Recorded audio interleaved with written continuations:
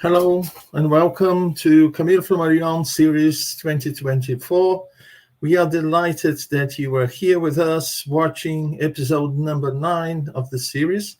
And today we have here with us Dr. Sheyne Martin as our guest, and she will be talking to us about the book Lumen by Camille Flammarion. So, Dr. Martin, welcome to the series. It's a pleasure to have you here with us in the studio. Thank you, Dr. Munir. What a blessing to be with you guys here at Cardiac Radio, at the bus, and the many other places that will watch us either live or on demand. Yeah, indeed. So I'll briefly introduce Dr. Martin to those who don't know her. So Dr. Martin, she is a healthcare outcomes researcher. She's got a PhD and a master's degree in neuroscience. She conducts clinical research as a surgical service at a large hospital in Richmond, Virginia. She contributes to many translations of Spiritist books into English, and she is a cardiac radio host to the Spiritist magazine Courage book study, and the founder president of the Spiritist Society of Richmond in Richmond, Virginia, United States. So, Dr. Martin, the studio is all yours. I'll be backstage, so just call me if you need anything. Sounds good. Thank you, Dr. Munir. Okay, have a nice presentation. Thank you. We want, dear friends, to welcome you to the book Lumen.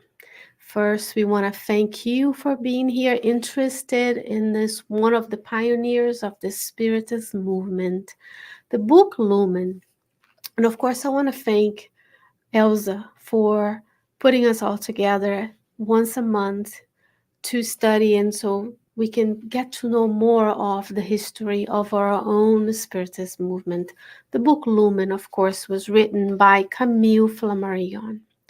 I want to emphasize that we all should watch the 3-part or maybe a 4-part series by Charles Kemp on the biography of Camille Flammarion, because we need to understand what is and what is not in the context of each and every author that we talk about in their respective works of literature, works of whatever type of art that we can talk about.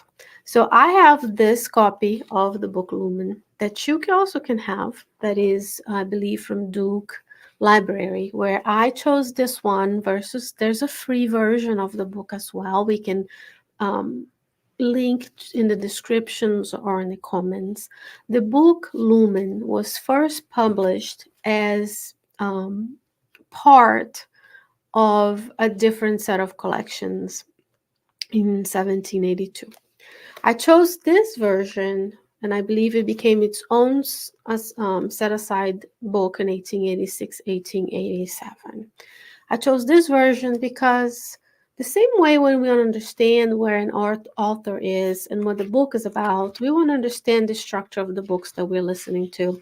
This first part of the book, and as I'm going to show you, it's all translator's note. So of course this is the more modern English translation of the book that puts Camille Flammarion into context in the comparison between him, his works, and the works of other authors that were also writing about science fiction. So spoiler alert, the book Lumen is considered to be the first work of scientific science fiction novel to describe alien life throughout the universe.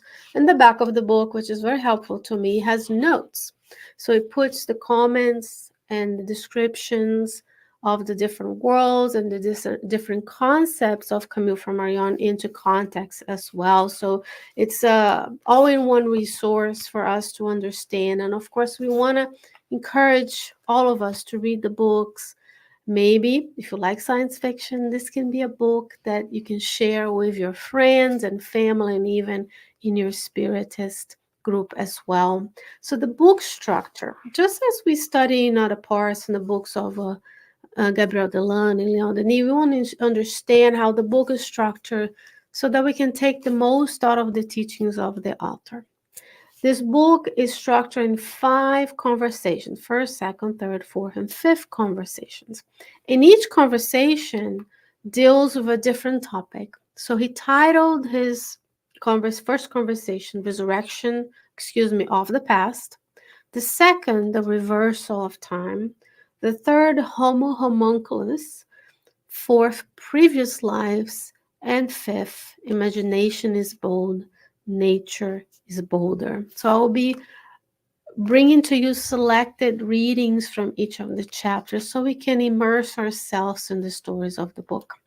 The book has 2 main characters: Lumen, which is the narrator of the experiences that he's gonna explain to Corinne's, which in my book doesn't show up as Corinne's, but in other versions it does. It just shows up as the character asking the questions. And they are 2 characters who knew each other in this life, and Lumen discarnates and comes back in a series of 5 conversations throughout around 2 years of time. That is the time that passes in the book. So Corinne is asking questions, Lumen is answering the questions. First analogy from this structure to what we see in the spiritual literature in general. Of course, Camille was writing under the inspiration and guidance of his superior spirits. He was also known to be a medium. So, of course, what he's describing to us is not only a science fiction idea, but also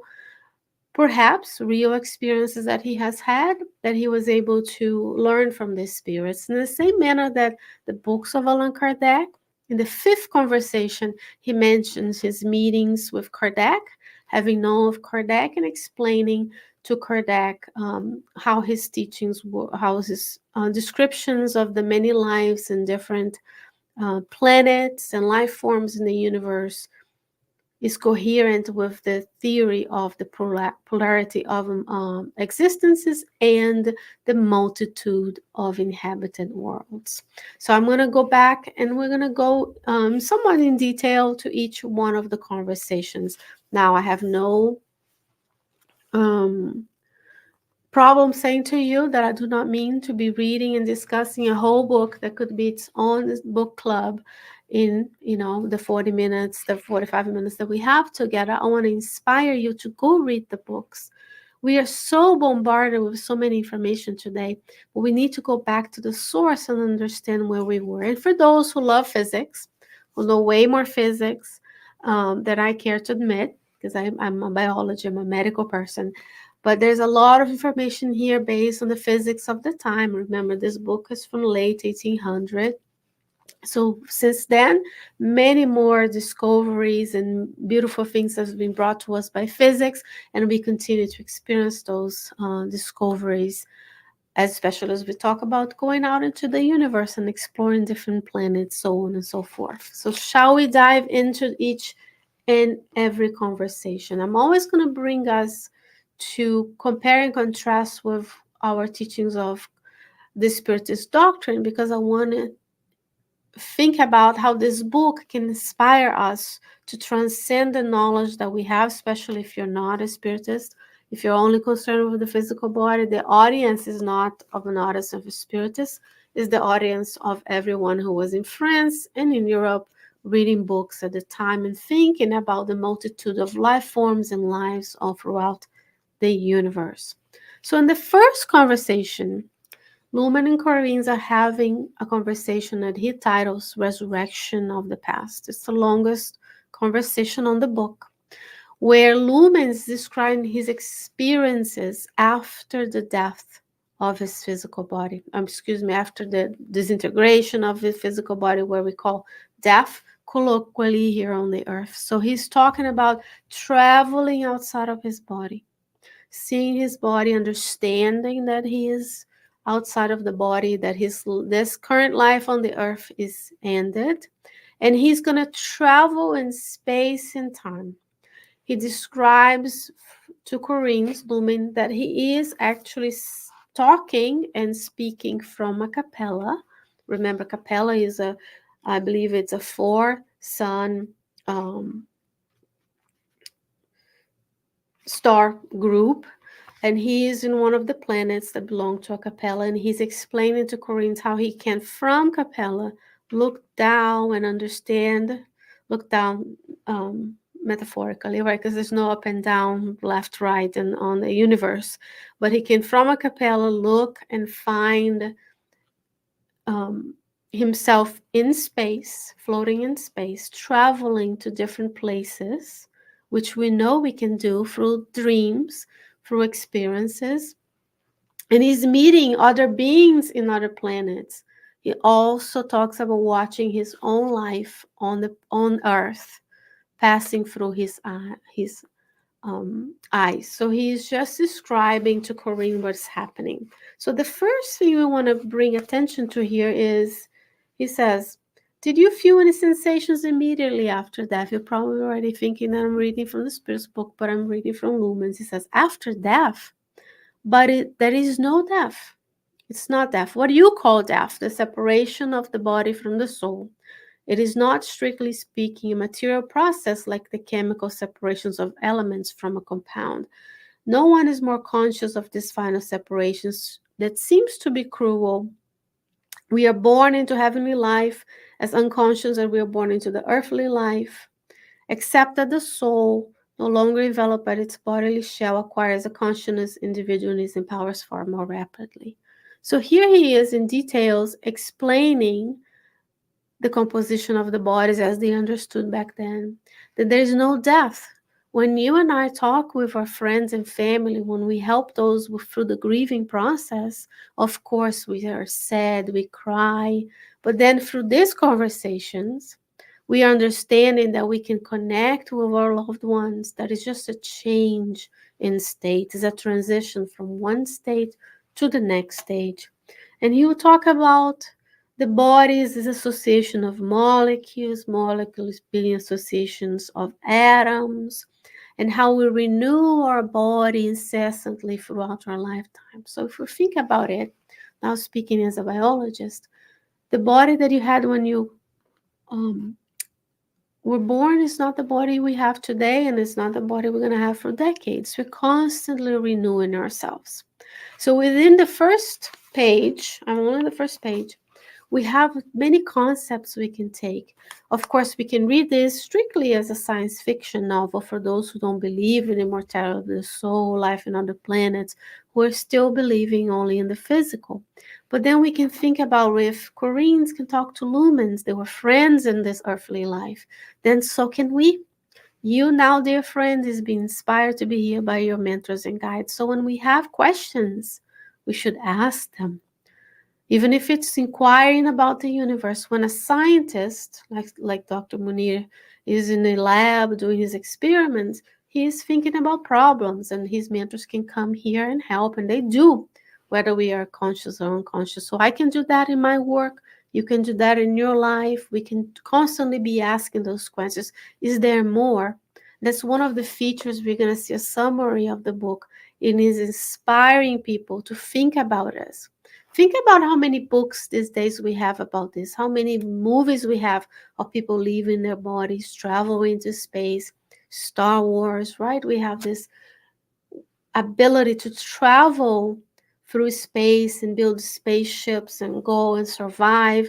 And even now we have astronauts up in the Earth talking to Earth and living in an international station. We're sending probes to different planets, yet with the mindset that we're going to find life forms just as the Earth. And throughout this book, Camille Flammarion is going to describe to us how beautiful this process is of thinking of something, being magnetically attracted to that something, thinking about a star, seeing himself, thinking about Camille Flammarion was an astronomer, so he names many constellations, many galaxies. He thinks of them, and then he finds out that he lived a past life in this place, and he's building up this knowledge of constant renewal, interchange between the physical and in the spiritual realms, different physical compositions of the planet, so on and so forth. And he's going to talk about in a different part, which I found very interesting for us to review, talking about the human being having these three elements that follow it throughout the universe. This concept of the presence of humanity everywhere. In the books of Kardec, in the books of André Luiz and Emmanuel, we see Emmanuel on the way to the light describes the history of the earth and the beings that came from a capella, the same place as Lumen is currently located, speaking to Koreans. Interestingly enough, they only speak throughout the night. The moment the sunshine arrives on earth for the incarnate being, he has to live and then he comes back another time. Just as today, many mediums have this interaction between the two realms.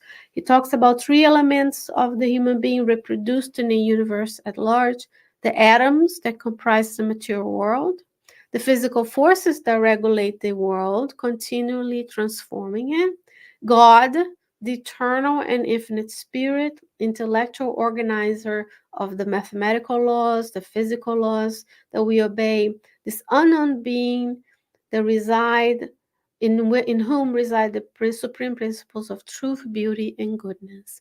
So here we see a spiritist, spiritualist being, astronomer, physicist, using his knowledge to create something that will inspire others to see themselves. Could I travel throughout space? How might life looks elsewhere? Planting the seed as Jesus did, right? We plant the seed of immortality, of more than the soul, so we can continue. And then on our second conversation, Lumens will describe reversal of time. She will experience watching whole Earth's history backwards, meaning he's doing somewhat of a life review. In the first conversation, he saw his own life. He describes seeing himself as a younger person, younger and younger, seeing himself as a child. Here, he's going to describe throughout the conversation how he sees, he thinks of something, he's attracted to a thought, to a place on the earth, and then he goes and witnesses the aspect and the events of that place. So he's in France. His last life of Lumen was in France. So he experiences Napoleon and the wars, and he goes back to describing history of France. And then he goes to Rome. He talks about Nero and the fire that we can all read about in the book Paul and Stephen. Then he goes back to Jerusalem. He can see Jesus, not his face, but he can see Jesus climbing the hill, accompanied by a few women, escorted by the troop of soldiers. And then he's describing that he can watch the crucifixion of Jesus. Interestingly enough, he's not watching any of these events as you and I are seeing each other right now, eye to eye. His perspective is at a bird's eye view. So when Corinne asks of him, how does Jesus look like? How do your parents, grandparents look like? He can't describe it because he says, I can only see the event from think about a drone these days, right? We can send a drone and we can see what is happening between time. So he describes the earthly he describes the perspective from above. Isaiah, he talks about seeing Isaiah prophesizing the building of the pyramids, the beings on the Stone Age, all the way to when the earth didn't have humans or primates, when the earth didn't have animals, when the earth only had the plant kingdom and the bacteria, and all the way until earth disappears. So it's a true reversal of time. And here he's talking about there might be other planets all throughout the universe that look similarly to the earth that we can imagine.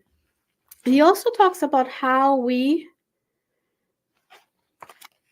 can't think of this, but just based on sheer numbers, we can imagine that we are not alone. We are very arrogant when it comes to science, physical science, when we see very famous scientists who are spreading scientific knowledge, which is a great thing because we want to have people interested in science, in robotics, and technology, and AI, in medical fields, so we can progress as humanity. But we also want to understand when we go through this travel in time, watching the Earth backwards to the beginning. There is actually a Hollywood movie that talks about Brad Pitt character aging backwards, right, or becoming younger. So to see how something that someone writes in 1800s, late 1800s, with his knowledge of physics of the time, with his background in astrology, today we have the seeds of it with better, more interesting 3D, 4D ways of watching right from the comfort of our own homes. So we want to acknowledge and thank Camille Flammarion for bringing us these aspects of making us think differently. Maybe in this lifetime, someone doesn't believe in reincarnation. They're still children of God. Jesus is still taking, but they read something like this. They watch Doctor Who. They watch the movies, which there's a lot of things physically wrong with, many depictions of life on the universe, but from the Earth's point of view, from our point of view of logic. And then it plants the seeds to allow us to see different perspectives. How would my body look like? And then thinking about watching the whole history of Earth, I'm going to ask you, as you read through this book, wouldn't you want to go back to experience the Master? If you could watch him teaching the apostles, teaching the disciples, if you're like physics, biology, math, science, you like building of the pyramids. We all argue how it was done. He was able to watch it backwards. Interestingly enough, it describes some of the wars where, the people are the bodies are on the ground, unfortunately deceased, right? Because they were attacking one another and killing each other. And then they can see that body revived and walk backwards and mount the horse and go back to the beginning where there was a time of peace where the wars weren't there. So it makes us imagine ourselves in different situations. And every time you read a book, says the only in the book Afterlife, chapter 49, every time you read a book, you connect directly with the spirit that wrote the book. So you can pray before you read Lumen and ask Camille Flammarion to send you his thoughts for wherever he is in the universe, to inspire you to better understand and better comprehend what the vastness and infiniteness of the universe and its multitude of forms. The third conversation is named Homo homunculus, which is a very similar name that we give to this brain structure that describes which parts of your brain control different parts of your physical body in your motor cortex, meaning, there's a region in my brain that roughly describes my hand. And then if that region is severed through injury or trauma, and then the hand stops moving. We kind of understand that through the sense of stroke. In this third conversation, the main topics are human senses, comparison between Earth and other planets, and the human body composition and capacity depending on the planet we live in. Beautifully enough, he will talk about senses. I'm going to read from my book, is page 63. He says, not only do your senses not perceive physical movements, certain physical movements, such as solar and terrestrial electricity, whose currents interact in the atmosphere, the magnetism of minerals and plants, the affinities of organisms, and so on, which are invisible to us. Some of the aspects of nature, now it's me, are invisible to us. Our eyeballs don't see ultraviolet light. But in the next chapter, he's going to describe a planet where humans can see UV light. And they don't have eyes, they see with the eyes of their different senses. But then you can imagine some bees and insects see UV. So what they see of planet Earth is a completely different experience than what we see. So how much we perceive depends on where on the universe we are.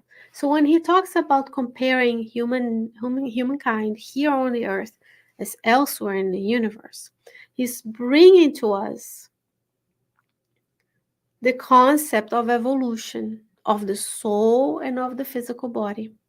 In the Spirit's book, question 100, all the way to 115, 116, if I'm not mistaken, Kardec brings to us through the superior spirits, right? The teachings of the superior spirits, this scale of evolution. In order to get to be a superior spirit, we have to have these experiences in different planets, in different lifetimes on the earth, so that I can develop different capacities. And he says, the truth is so profound that it might be well hypothesized that beings exist upon the earth essentially different from you, possessing neither eyes nor ears or any of your other senses, but endowed with other senses, incapable of perceiving that which you cannot perceive, and who are living in the world as just as yourself, know that each you cannot know and form an idea of nature completely at a variance over our own. So let's think about this. When I am developing a spaceship, which I'm not, but let's hypothesize that I'm there in NASA thinking about a spaceship. And then I send a spaceship to Venus, which is one of the lifetimes of Lumen, or Jupiter, or Pluto, or somewhere in the universe. I'm looking for life just as on Earth. Then what we're thinking about? We're thinking about finding things that look like us. The beauty of even just considering the life that we have on this planet, the capacity that we have. Some of us are tall, some of us like me are short, some can speak language A, some speak language B, some of us are lucky speak A and B and more. So if I am reborn on the earth in a different culture, in a different climate, I gain experiences that are different than today when I am here in the United States. If I am living in the Arctic Circle, I have to adapt to the conditions of the Arctic Circle. If I am reborn in a place in the close to the equator, the lives that those folks live, even though they have the same human body that I do, are different than those, even from the equator, think Amazon or Sahara Desert in Africa. So even within the planet, we have different experiences. And the beauty of considering different beings and different planets also allows us to say, yes, the multitude of inhabited planets. Every experience that we get to live on this planet and others brings to us this wealth of knowledge, the wealth of wisdom, and the wealth of spiritual abilities. Because we are here more than to just evolve materially. We're here to really acquire spiritual habits that we yet, unfortunately, do not have. The book is Lumen because he's going to use throughout the book the knowledge of light traveling through space in order for him to be able from Capella to see what is happening on the earth, encountering beings that are different than him, and he is seeing his own lifetimes in different planets where he has experiences different life forms and human bodies. I'm going to make a parenthesis because I want to bring to you, because we think that some will read this and think he was consuming some substances to increase the power of his imagination. However, in the book, which is not the truth, he was an astronomer. He was also a medium. He was inspired, as all authors are, to inspire the book. When we're writing a book, when we're reading a book, we're inspired to be there. So when we think about the books of André Luiz, there's one book in particular, I believe it's either Messengers or Missionaries of the Light. And I apologize, I don't know the specific book. But those who know the story will know. André Luiz is preparing to come and study and learn from one of the many experiences that he has helping. And then they are brought into the Messenger Center, I believe it's in the Messenger's book. And then they receive a visit from a spirit that is from the higher spheres of Earth. In order for that spirit to be visible and interact with those on no solar, to remember, it's just right above the lower zones of the Earth, hovering Rio de Janeiro, but all big cities have their own no solar. In a sense, they're different spiritual colonies.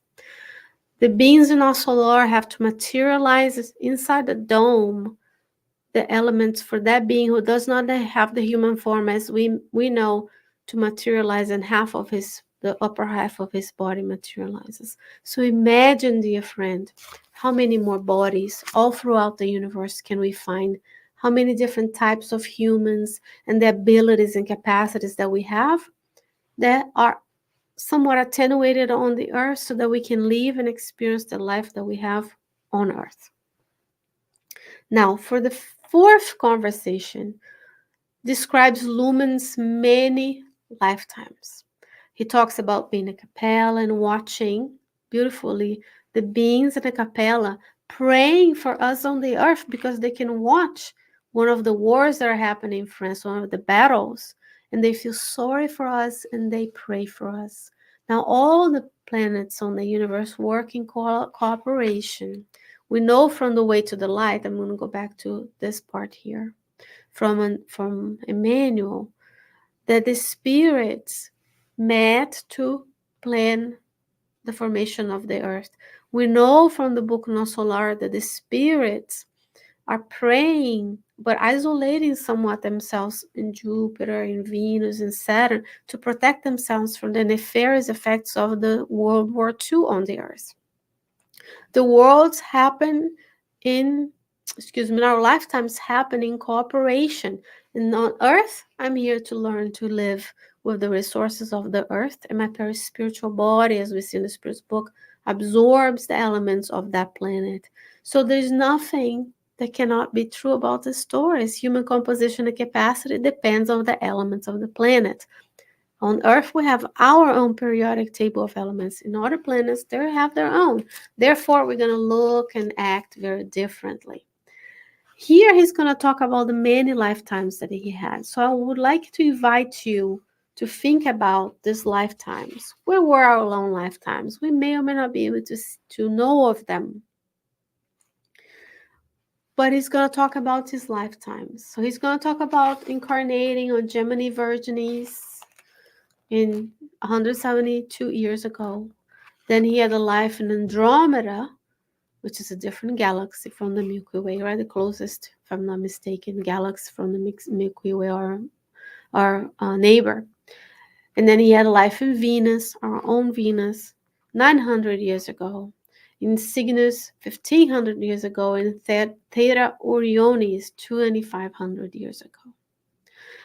The interesting one that I put a asterisk next to it, because I really want to encourage you to go and understand the different explanations, this expansion of our own imagination. What would not just the pointy head, big eye, or green beings that we put on movies, right? Remember, the aliens come, they always kind of look a certain way. If they're not ET and nice, they're coming on a ship, they're coming to attack us. They look a certain way. They're definitely way smarter and more technologically advanced than we are because they came to us. We didn't go to them, right?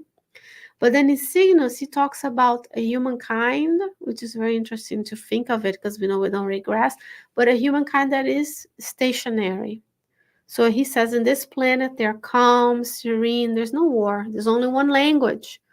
There's only one culture. On Earth, we have the diversity and beauty of different cultures. So the same way, different bodies, short, tall, different colors, different compositions. Some are what we call fully able, some come with certain disabilities, and we're all interacting and learning of this beautiful, even nature is very different. Some other planets, they're more uniform. We know from the Spiritist magazines that Jupiter is one of the most advanced on the Earth, and there's no wars. Life lasts for 300, 400 years because the spirits on those planets, reincarnation needs are different from ours. So let's think about this. When he's explaining to the layman, and I say laymen, those who don't know of spiritism, who don't know of spiritualism at the time, who don't think of um, human beings as capable of reincarnation in this planet and others. He's planting that seed to allow us to imagine, what would my life be if I lived elsewhere? What if there's planets just like Earth elsewhere, which there are, we know. Where are we going to go if we don't evolve on the Earth through the planetary transition? We're going to be invited to go to a different planet of trials and expiations elsewhere, so we don't hinder the evolution of the planet here. So, the most beautiful thing to listen to his descriptions of having these beings who don't move, other beings that see, they have eyes that are different. They don't see what we see, they don't see the light spectrum that you and I see with our cones and rods in our retina, but they perceive UV light, they might perceive infrared, and the galaxies and the planets would look very different.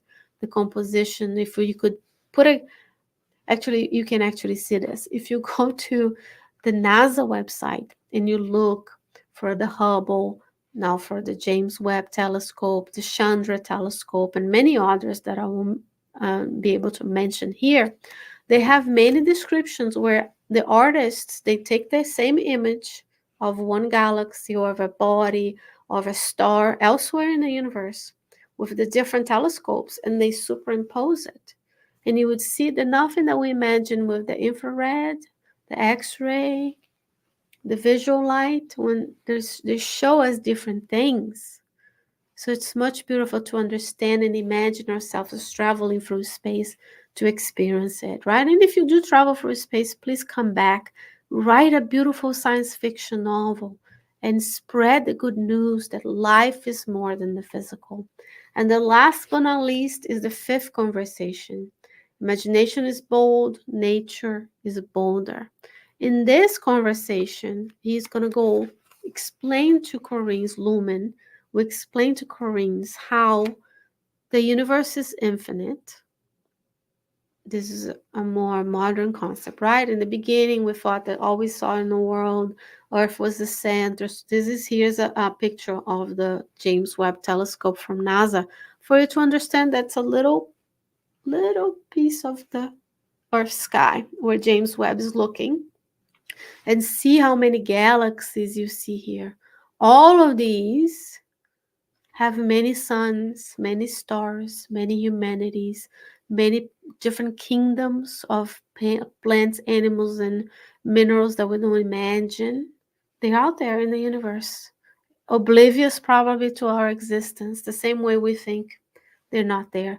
All of these, if we could blow up, would be billions and billions of stars, just like our Milky Way.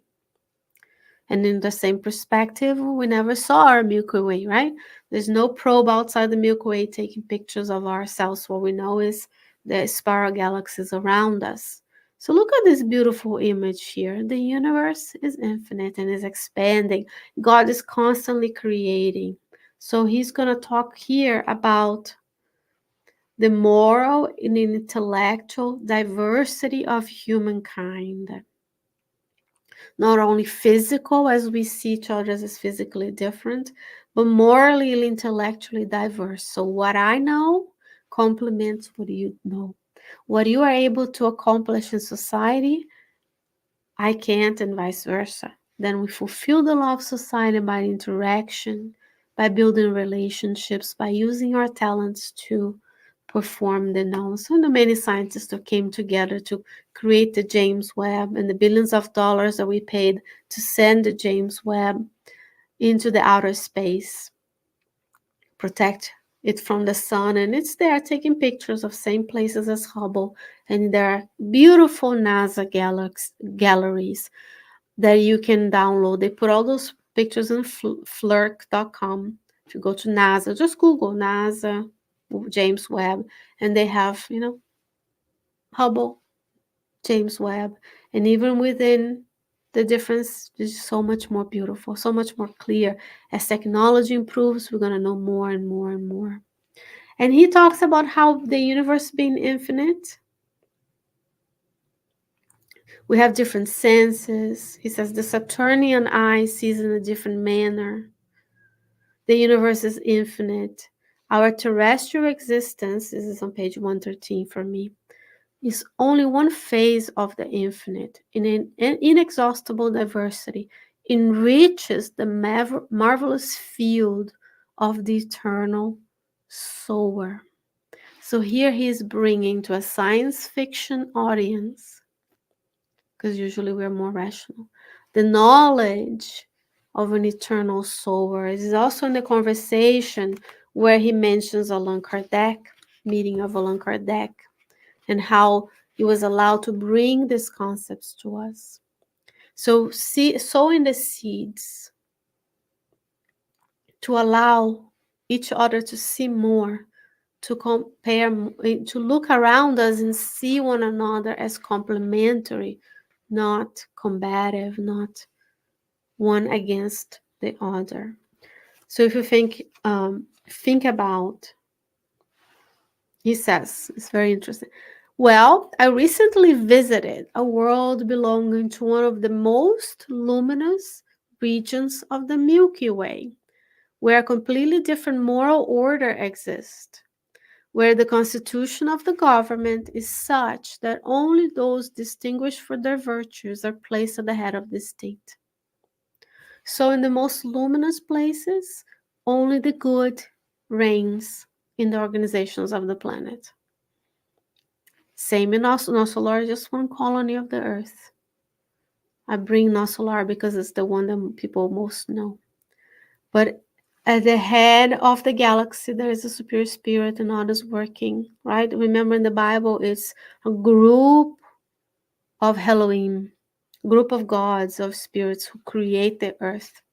At the head of our earth is Jesus, superior spirit. In order to get to his level, we have to have all these experiences. And God is so good. This eternal sower is so beautiful that gives to us many places, infinite number of places. Oh, look at all this, look at this picture. All of these galaxies could be harboring, and it could be our harboring planets that could harbor the life that I need in my step in my evolutionary process. So God is so gracious that not only we have Camille Flammarion bringing these teachings to us in the lanes of traveling the world, but also allowing us to consider other points of view that could be other than our own experience. In summary, friends, we are in 2024. This book was first published separately in 1886, 1887. How many of us could use considering other people's point of view? We're still learning. We need workers like this that brings the Spiritist doctrine into a book, the concept that opens people's eyes to what is different. We have to stop thinking we are the center of the universe, that it's only about us, my way, so on and so forth. The awareness of more than this physical realm, what is available. Remember, Lumen is dead, talking to someone alive on the earth, where in Spiritism we call them the incarnate being, talking a spirit, talking to a soul, which is an incarnate being. That already by itself is a conversation that we can have that allows people to think, well, if they're talking, could I talk to a dead person? You know, and then God brings us these teachings one by one and incorporate the scientific knowledge at the time and concepts from astronomy into his narrative.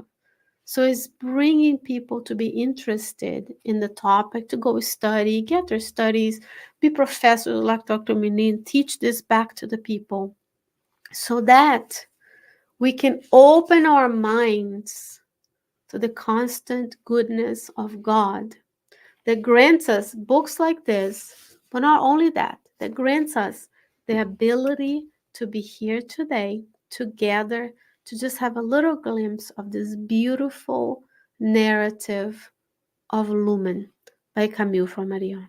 So I'm going to invite Dr. Monique to join us so we can have a brief discussion and conversation about the book. Yes. So Brilliant. Very nice indeed. I was really amazed because how inspired Camille Flammarion was to put himself into the story in different, planets, and the perception he would have from these different planets, and weaving his story, as complex as this one. And also, it reminded me when I was younger, when I first read the book Urania, and I have good news because next month we'll have a friend I will announce later talking about this book, brilliant book. So he was really inspired. Sometimes I get confused if he was detached from the body, if he was inspired by spirits, if that all that came from his mind, his perceptions, and all everything is just a result of the combination of all these elements. But it's really amazing, fascinating, because he brings the theory of astronomy and physics, and he creates these stories with a perception, from another planet, from this character Lumen, And, giving all this information. And and we have to consider the cultural part of it, right, Dr. Manin? Because today I see how I put a bunch of stuff I wrote on the book. I can just order, click on Amazon, comes home. I bought from Duke University, but you know what I mean? Like we can quickly have it on our Kindle readers. But back then, people had to physically have or memorize it like people did in the first Christians, right? They had to memorize the words of Christ. So this is like using of the technology of the time, just like we are using it today. So we take it for granted that we can sit and a few weekends you can read, a few days. People read faster and slower. Um, but bringing his teachings of the time, spreading to a larger audience that maybe they were interested in astronomy, maybe they couldn't even be that educated to go to school.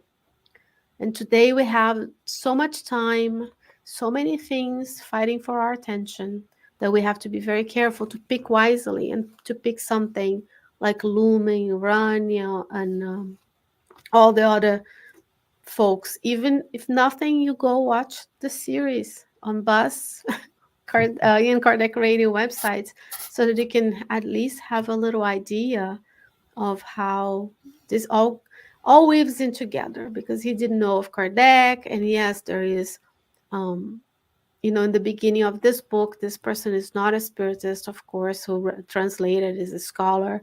So he's talking about how Camille was studying the mediums. He was a medium, but there was questions. So there's all this balance that you and I have in our professionals' lives, and all spiritists have. Is how do we weave in what we know without trying to convert anybody, without burning the bridges, but also helping, because there's so much consolation when people know that there is more than the physical. And when you don't know, you see, I have a colleague that is lost two loved ones, very close loved ones, within a matter of 2 years.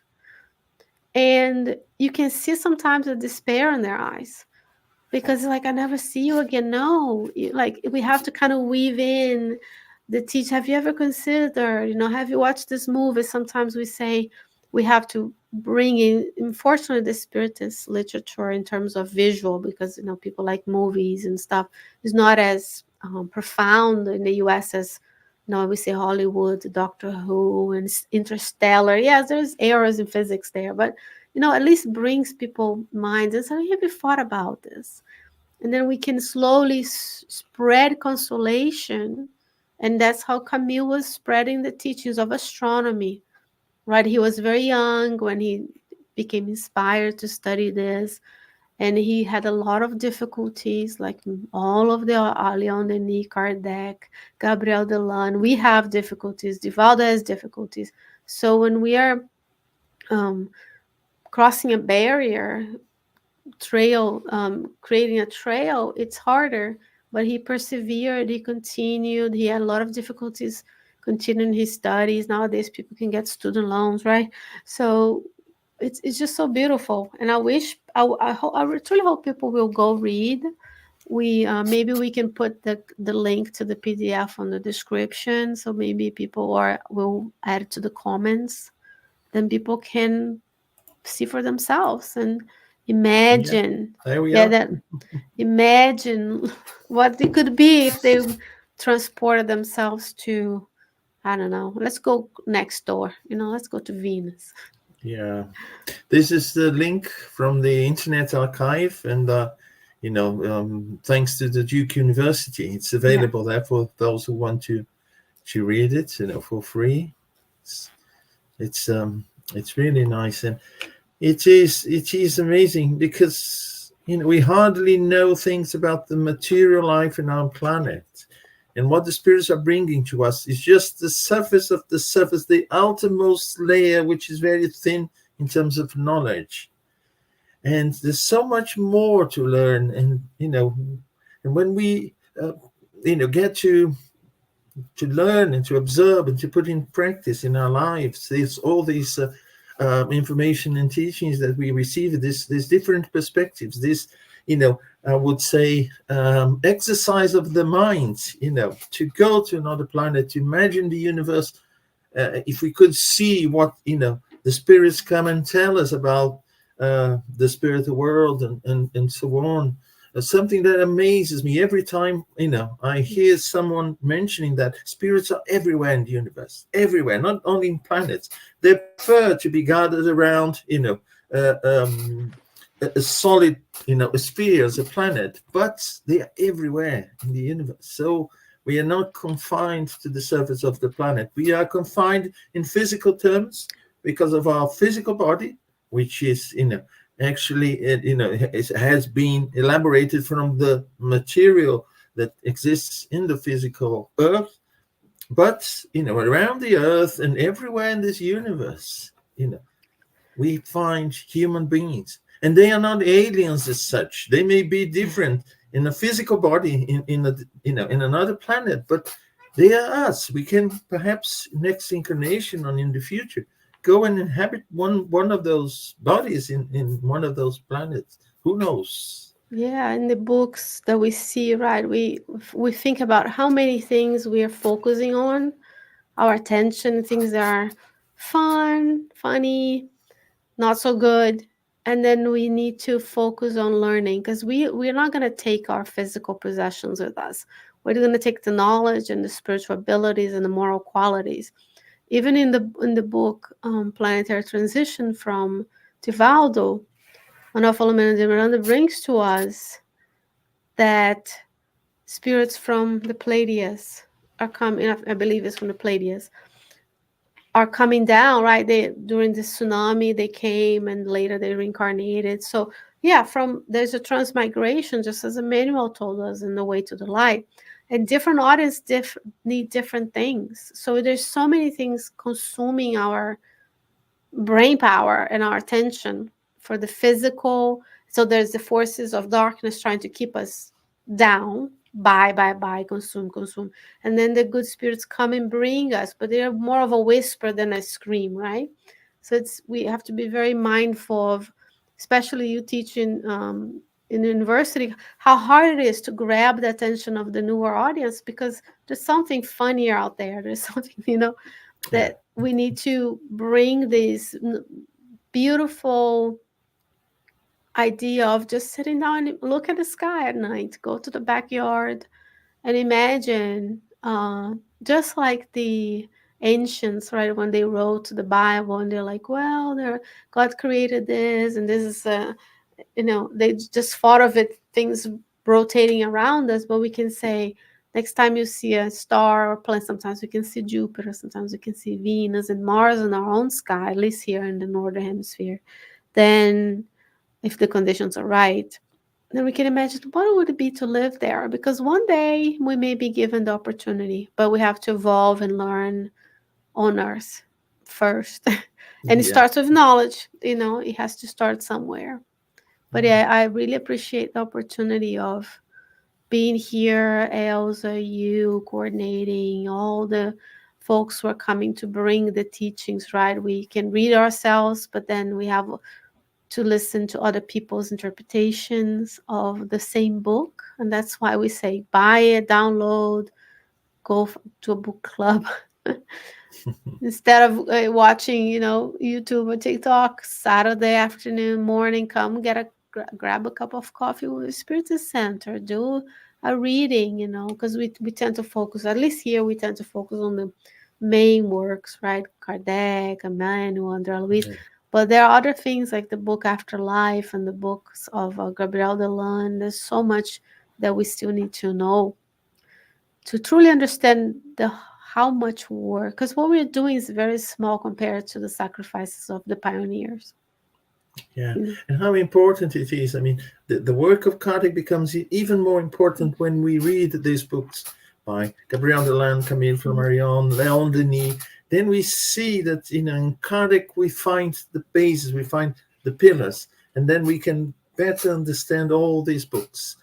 And this one in particular, we can understand what he's talking about in greater detail because, Kardec gives us the support to do that. Otherwise, it would just sound like science fiction or hallucinations. Hallucination, yes. and for those, we were chatting before for the little, we were chatting before coming live that, for those who know a lot about history of science and the physics, you're going to read here and you're going to understand that much more came after this book. So many more discoveries that we build upon to have even the technology that we have today, right? Someone had to go out there and be inspired. And sometimes we have ideas, we don't know where they come from. We can understand that there's spirits everywhere in all dimensions. And we tend to say up and down, left and right, but there's not such a thing now. Earth is just a little spinning planet under sun. And he does talk about it in his book beautifully, given this perspective of how the sun, the positions of the bodies, celestial bodies on the earth, look different than if we were seeing from a capella, because you're going to have a different viewpoint, and just that alone would do a lot of good on the earth today, seeing someone else's point of view. So I hope the friends that are watching us live on demand will write comments, questions. They will read the book and encourage others to read it as well. Yeah, certainly. Thank you so much. We're running out of time, but before we go, we'll make some announcements here. So, well, you've already seen that we have here the address for the book if you want to read it online.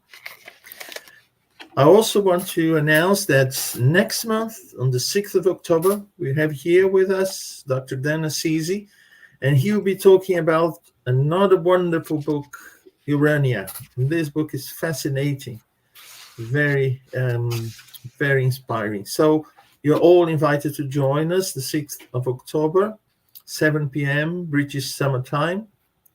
So it's going to be another wonderful live. I want to announce also that we hold a online study group, every Wednesday, 12 noon. That is London, UK time. So we study the book Heaven and Hell by Allan Kardec, and also the Gospel according to Spiritism. So you're most welcome to join us. We use Zoom, and you have the username and password to join us, or just contact us if you wish. We also have a group studying the Medium's book, and that is on Saturdays, 10:30 a.m. London time, and it's coordinated by Guilherme Dias, Charles Kempf, and myself. You are also most welcome to join us in this study. And the Spiritist Society of London, they hold on Thursdays a study online, 7 p.m. London time again, and through Zoom. So the ID for the meeting is there, and also the passcodes. So if you're interested, please join us. We'd be delighted to see you there.